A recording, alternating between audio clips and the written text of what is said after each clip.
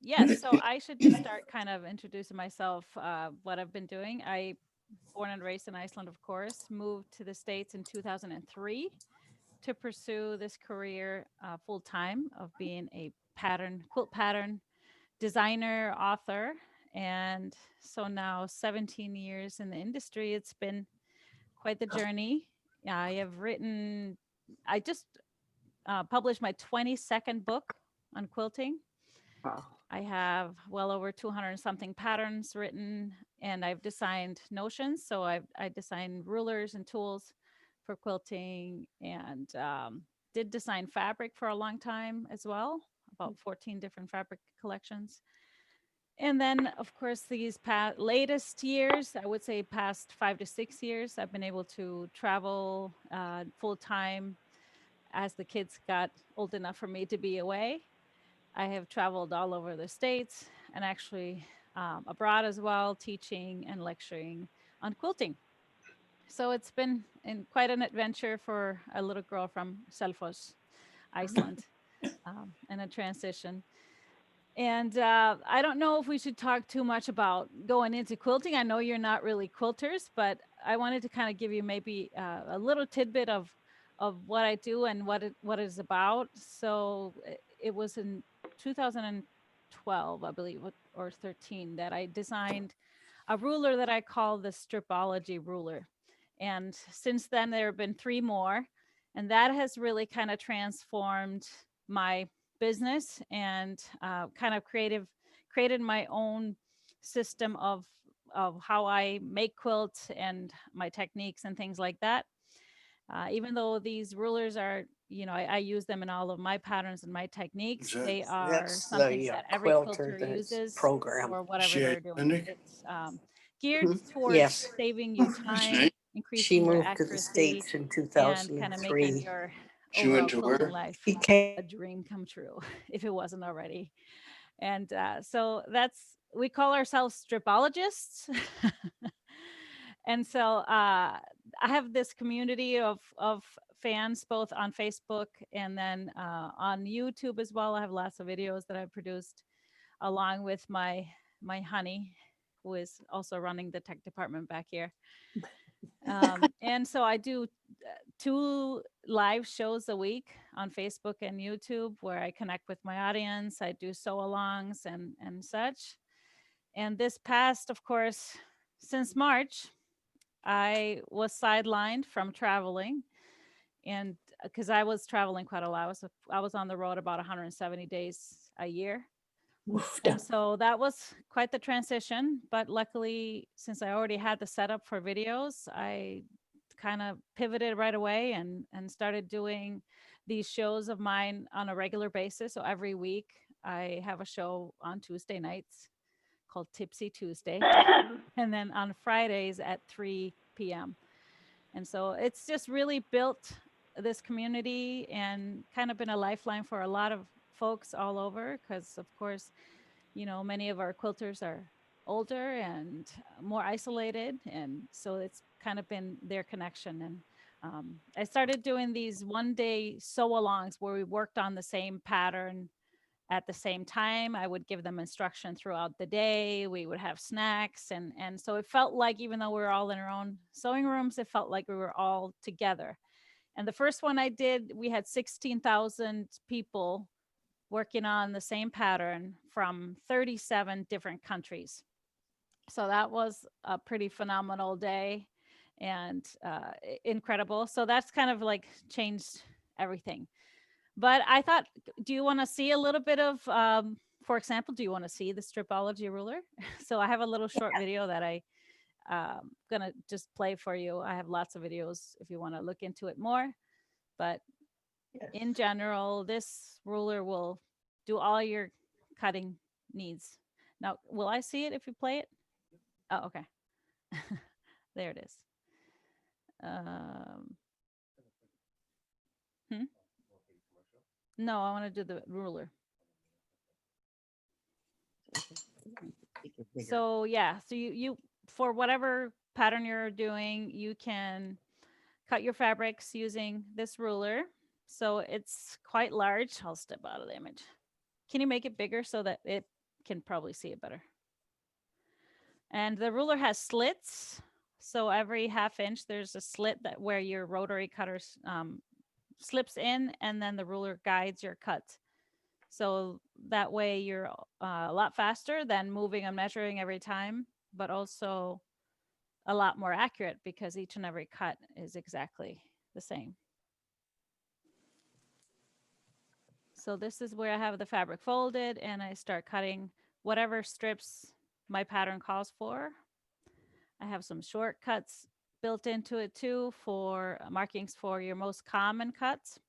And then once you have your strips, you subcut your strips into your rectangles and squares, and you can stack multiples like I'm doing there, which obviously saves time. But the best part is every single square is going to be exactly the same size. So it's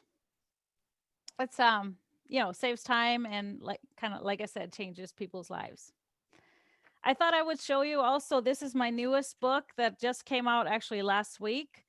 It's number 22, and it's called Stripology Mixology 2. It's the second in the series. And this one is a second in the series. I call it Stripology Mixology because we use different types of pre-cuts in the patterns. But then also one of my hobbies is making craft cocktails. And so as folks know that, I started including them in the book. So there's also 13 cocktail recipes in the book. But I have a little trailer showing you tidbits of the quilts that are in the book. And so kind of the quickest way to have a little quilt show. So I thought we'd just play that for you guys.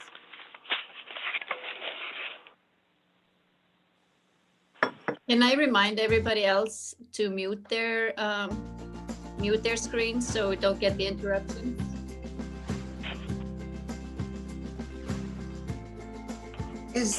Is everybody else seeing her entire screen? Is it taking up your phone? I'm seeing everybody's screen and I'm wondering if she can share. You can switch to speaker view somewhere.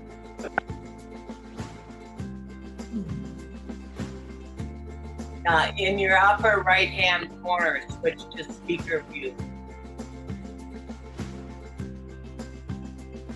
And Gudrun, please say so. Oh, there we go.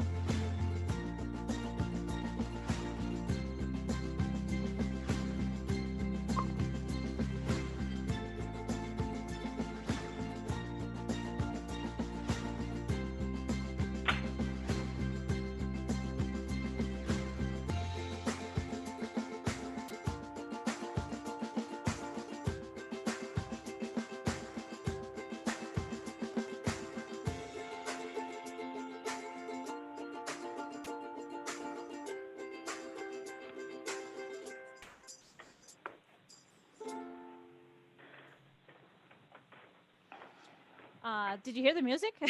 Yeah. I wasn't sure. Okay, so if you probably don't know this, but I self-publish most of my books. I've written for the biggest publishing companies or houses in this industry too, but I prefer self-publishing because then I can have more control. But I think it's pretty unique in the industry, and it's always fun to talk to my Icelandic friends about books, the first print runs, because when they compare it to just regular Icelandic books, I think I do bigger print runs than any publisher in Iceland on any book. So it's just interesting and kind of a fun thing to do. Did you notice my names for the quilt? All the female names. So I get asked about that a lot in my lectures and travels, how I pick my names, if it's named after women or whatever else. And I started it kind of by accident, and it was one of those things that made it unique because a lot of quilts are all named very similar, trying to describe what the quilt looks like. But all of those names have a connection somehow to either the pattern or where I designed it, where I made it, some kind of connection. Some have a connection to a person, not all the time. But it's a little bit of a nod to my heritage, of course, as I don't have to explain to you, Iceland's female power. And so it's my little push for that girl power is choosing strong female names for my quilts. So I really didn't prepare a full lecture, but I thought it would be just fun if you wanted to ask me any questions, since we are kind of a smaller group than I usually talk to. What do you think? Yeah, thank you, Gudrun. I think that's great. I guess, not to hog the floor here, but my immediate first question is, how long does it, how do you design your quilts and, sort of like, how do you, or even your book, can you tell us a little bit about the process that goes into, where you go next, or, when you're starting to think of a book or? Yeah, well, the ideas come from everywhere. Inspiration is everywhere. It can be an idea. Sometimes I wake up with them. Sometimes it's a technique. Sometimes it's a look. And sometimes I have to go straight to fabric and test the technique. Sometimes I'm always been a computer geek. So I design in the computer. I draw in the computer versus paper. And so I go straight to that and figure it out. Sometimes I go straight to sewing. And then the writing process happens after that. And I do everything myself. So I design my quilts in Adobe Illustrator and lay out my books in InDesign, use Photoshop for the photos, and I do the whole layout myself. And then the beautiful part about that versus working with a publisher is that when I'm finished with it, I send it to my printer and I have my book in hand 3 weeks later. So it usually is a full year if you work with a publisher. And by that time, I've already moved on, way on. So Yeah. So it works really well. It's also good because fabric in the industry, fabric turns around really fast. So when you use fabric in a book, people want to recreate that and they want to use that fabric. But when you work with a publisher, that fabric is long gone out of stores when the book comes out. So that's also a great benefit. Gudrun, I have 2 questions. First of all, do you do all of your work out of your home? And secondly, what is your online address to be able to get in on the Tipsy Tuesday and the Friday night sessions? Yes. So we have been working out of our home up until a month and a half ago. So I always have, of course, traveled. So I have a studio here, sewing studio, and the whole video suite too. This is my whole kind of design area. And we used to have our shipping office and inventory and everything here in the house. But the business kind of took off in a whole different direction earlier this year with me staying home. I started selling a lot more fabric. And so we grew about 400% since March, our online sales. So we moved into a big warehouse space on October 1st. And so it's been a beautiful transition. Wonderful. An odd one because since I've worked from home since I moved to the States. So it's weird to have to go to work in the morning, but it's really nice to come back to your house when we come home and it's just my house. And so that's been the transition. And so, yeah, my website is gequiltdesigns.com. And on Facebook, on YouTube, it's actually we have our channel.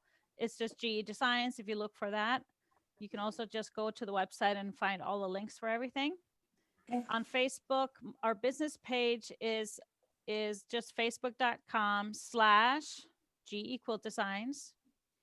And then my little group, if you're into quilting and want to join the community, I call it Gudrun's Quilt Crew.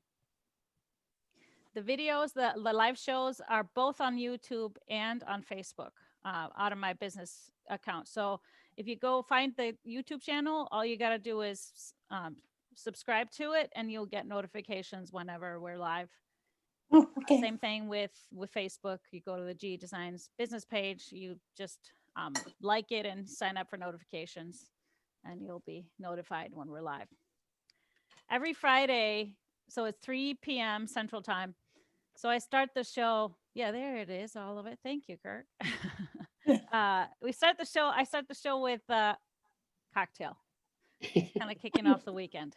So there's a new I think I'm cocktail going to every learn week. to quilt. Yes, well, you don't have to quilt. You can just come for the cocktails. This sounds like a lot of fun. Yes. It's kind of, I gave quilters permission to, it's okay to, have a cocktail and quilt. So Yeah. I give the recipe for if you want to do a virgin ones too, if you want to do a non-alcoholic too. So everybody gets to play. Thank you. Sure. I was excited to go to the quilt store and find that there was actually an Icelandic designer. So and to Yes, see your and books, that was I don't know if you exciting. knew, I have a book called Quilts of Iceland. I've got it. So, It's in my library. oh, it is. Okay, good. Yeah, so that one was kind of my lifetime achievement. I feel like it was a big project, 160-page book, but it's kind of a slash between a quilt book and a coffee table book because it has a lot of stories.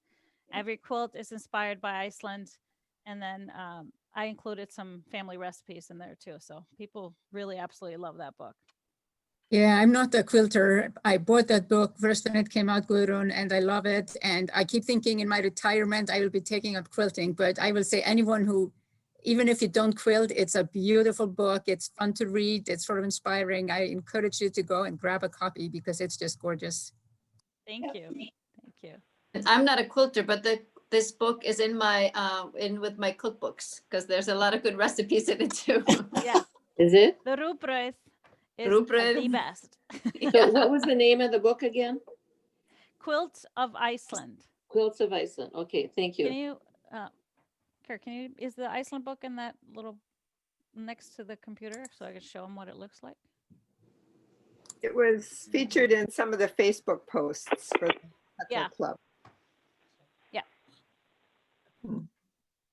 So this is what it looks like, and it's Oh, pretty. it's thick. Thank you. Oh, Of course, we have Northern Lights and everything. So in there's quilts that are inspired by our heritage. Kind of split it up. And there's a lot of quilts that are inspired by Icelandic handwork. So knitting, needlework, all that.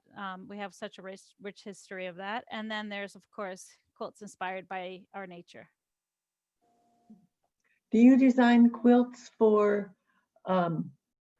wall hangings mostly or for a bed? Any size. So a lot of my patterns, I include multiple sizes for all the different bed sizes. I do small things too, table runners, table toppers. I have a monthly club, for example, called Fast and Furious Club. That's a technique where it's called Quilt as you go. So you're kind of piecing and quilting at the same time. This is actually our November project. And so every month people get a pattern, an exclusive pattern to download, and then also a video class of me showing you how to do it from start to finish.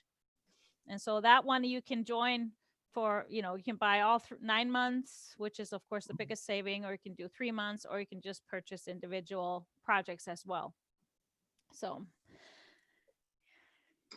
Yes. Are you doing any quilting for sale or taking custom jobs?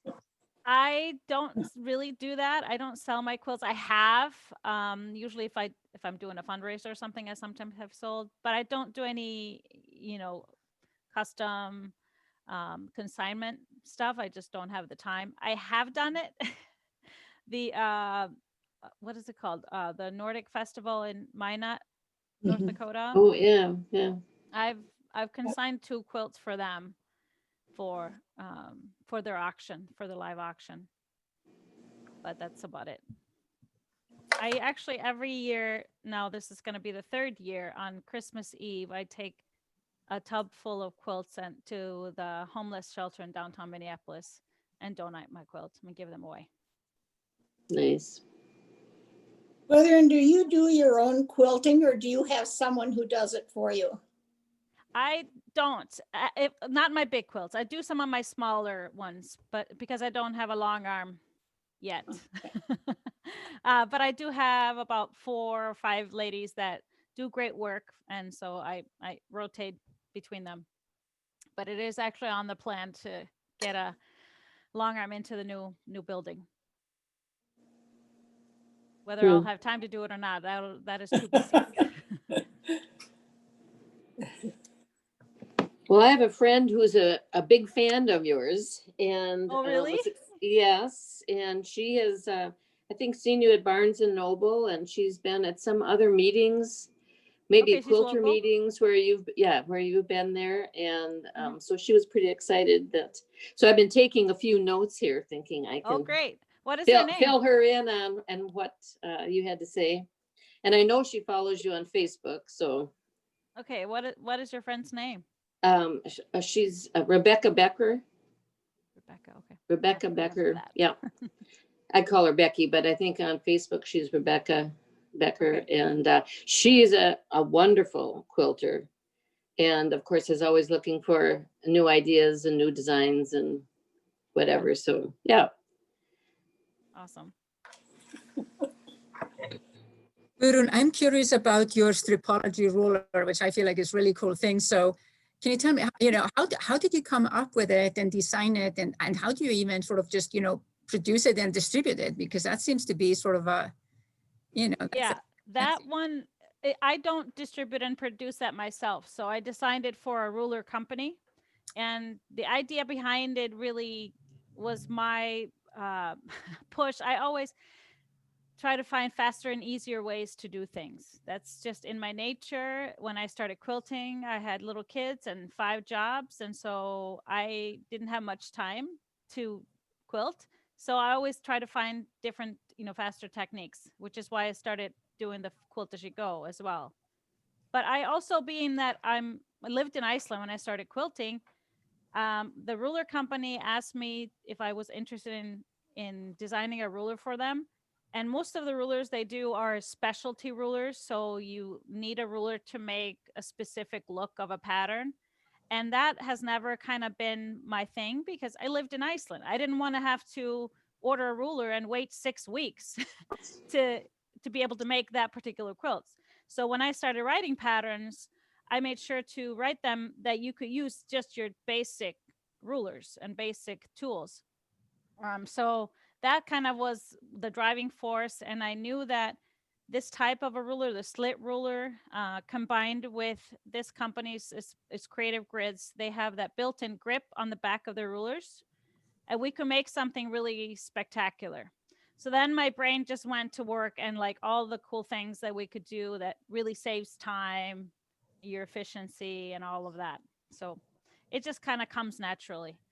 And it was a collaboration. I have a few tools that I have fully designed and produced myself that kind of go with a ruler. I have one of them is like just a set of little trimmers. They're like point trimmers that you can use when you're cutting triangles with a ruler. They make everything come together easy. And then I have designed ruler stickers that are little arrow stickers that you can use to put on your ruler to mark if you're marking certain things. And I don't know if I have my ruler here just to show you. Oh, this one doesn't even have them on. But if I'm measuring out a certain thing, I can mark it. And these stickers, so I made sure to find a material that will not leave any residue on your ruler. You can leave it on for as long as you want. You can, kind of move them around a little bit, and then you can just throw them out. They come 3 colors in a pack, and now we have 2 different packs. And these are very popular because they don't just work with my rulers. They work with anything, any rulers. You can actually stick it on paper, peel it off. So if you're on a certain instruction, you can use that. And then, of course, quilters have been sending me fun ideas on how they're using their ruler stickers. One of them was feeding her grandchild and had these, bottles, and she was supposed to fill it to a line, but the lines were clear, so she couldn't see it. So she used her ruler sticker. The ruler. Dude, well, we all need a ruler, huh?